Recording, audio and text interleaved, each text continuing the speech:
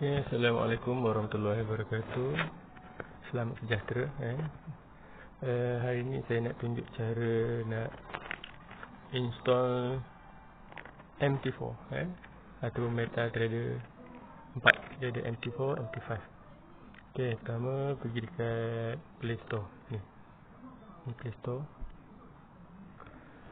Okay, kemudian search kat atas ni, search MT4 ataupun MT5. Tapi file ni advance sikit. Kita ambil MT4 search. Okay, kemudian keluar gambar ni ada 4 ni. Kemudian sini patutnya install. Sebab saya dah install, so dia keluar open lah.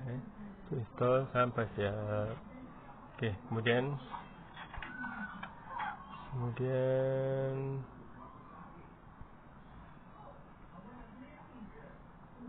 pergi dekat apps yang dah siap ni. MT4 yang dah siap.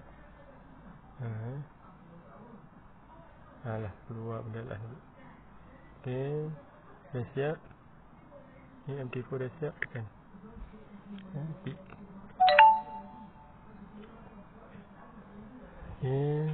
Kita pergi dekat sini, dekat manage account.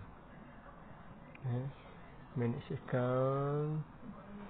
Ni saya dah ada account demo. So pergi dekat tambah. Kalau belum ada, tambah.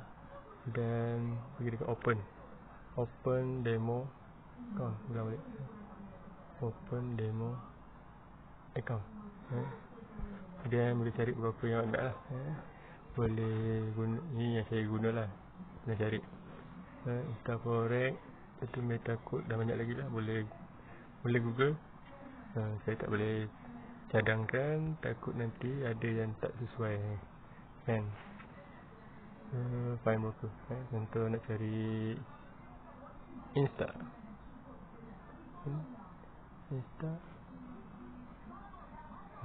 Sudah keluar lah, ada sen. Tak ada banyak lagi ni. Insta. Boleh cari betul, search. Register, nanti dapat. Bila dah ada demo ni, pastikan dekat atas, bukan dekat bawah. Tekan ni. Nak tengok pair. Ni pair yang ada. So nak buang, pergi dekat sini, edit, tekan gambar tong sampah, delete. So pilih lah mana nak delete. Delete all.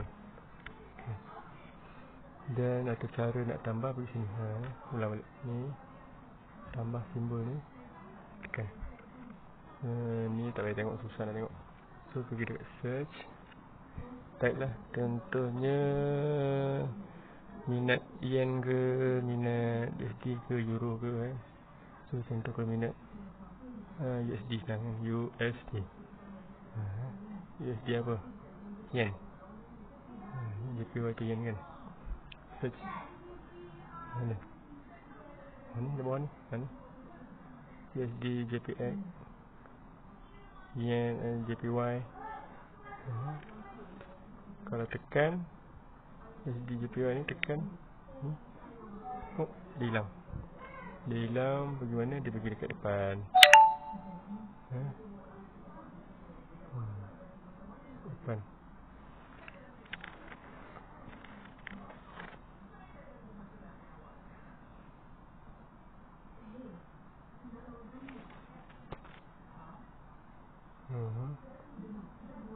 Ni pergi dekat pen tadi. Ni ada, dah ada sini. Kemudian dah boleh start lah. Dah boleh start trade. So yang lain tu nanti saya upload video yang baru. Sekian, terima kasih.